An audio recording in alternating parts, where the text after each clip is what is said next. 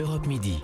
Il est 12h54, Maxime Switek. L'Europe à la une, bonjour Dani Cohn-Bendit. Bonjour Maxime Soutek. L'Espagne à la une aujourd'hui avec un nouveau procès pour une star du foot espagnol, Xabi Alonso. Le parquet réclame 5 ans de prison contre lui, 5 ans de prison, 4 millions d'euros d'amende.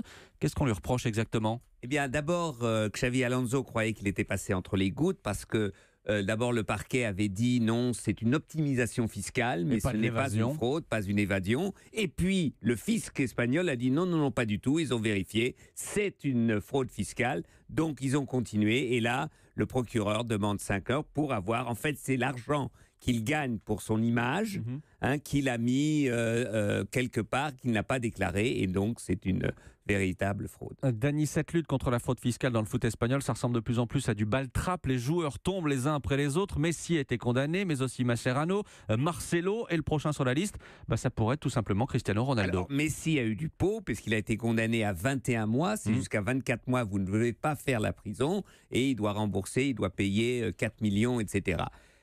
Pour Cristiano Ronaldo, c'est quand même plus compliqué, parce que là, il avait nommé, par exemple, un expert pour vérifier ce qu'il dit, et un expert qui dit, mais toute la défense de Cristiano Ronaldo ne tient pas, parce qu'ils disent tout, nous on ne savait pas, on n'a rien fait, on a tout déclaré. C'est encore cette histoire de l'argent pour son image qu'il place là, et Cristiano Ronaldo, on lui demande une fraude de 14 millions. Alors 14 millions, quand on compare aux 2 millions qu'on reprochait à Xabi Alonso, qui fait 5 ans, vous pouvez calculer un peu le nombre d'années que Cristiano Ronaldo risque de passer en prison. Pour l'instant, c'est un risque. Et les clubs dans tout ça, Dani ? Eh bien, c'est là où moi, je vous dis, j'ai pas de preuves, mais moi, je ne comprends pas. Parce que les clubs, en fait, participent à ce genre de petits jeux. Ils le font et je suis sûr, presque sûr, disons, que Neymar, PSG, tout ça, cet argent, ça passe partout. Alors, moi, je propose que quand un club est mis la main dans le sac à participer